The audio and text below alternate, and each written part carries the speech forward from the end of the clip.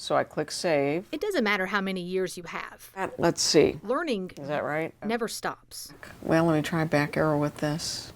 But Cynthia Baylor Rubin didn't ask for this lesson. We just, for months, sat dumbfounded. The city of Austin fined her for parking this trailer on the street, unhooked from a vehicle. Inside were 2 kayaks she and her partner bought.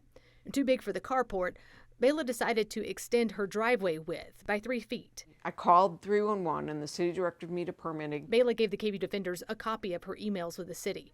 This notebook full, proof of what she calls a confusing process. I'm down at permitting many times to try and work with them and understand the process. Baylor bounced around different city departments to get her permit, and 6 different people for 1 driveway sidewalk permit. It's a very confusing process. A land development engineer emailed Baylor, "All we need is a simple plan for the new work and its dimensions, and it can be hand-drawn."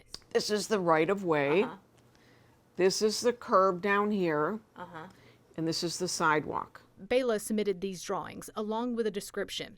The pavement curves around, avoiding her water meter. And I draw a better sketch a little later. She showed us dozens of emails, and then these 2 she calls golden tickets. You may go ahead and use this email as formal approval and permit issued. So now I have to go find my right-of-way contractor. During that approval process, the city never visited her property.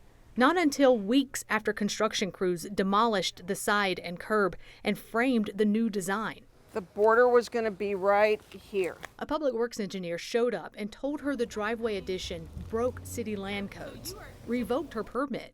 It's the left hand doesn't know what the right hand is doing. This left Baylor out more than $900 in permitting fees and another $1,200 in construction costs. So I've hired a contractor and paid my demo and prep. Now they're rescinding the permit based on these things. Baylor said the city told her it was revoked because it would make her driveway too wide, create a pedestrian danger. But I can have 16 more inches to equal 25 feet. Yes, that's correct. So we went to the city for answers. We are fighting for her too. Angela Johnson is the managing engineer with Austin's Transportation and Public Works Department. Geometry and total length wasn't in compliance. And why was that part not caught earlier? Well, unfortunately, mistake was made. What we found on permit application wasn't really consistent. Turns out, communication broke down within development services and between development services and Transportation and Public Works.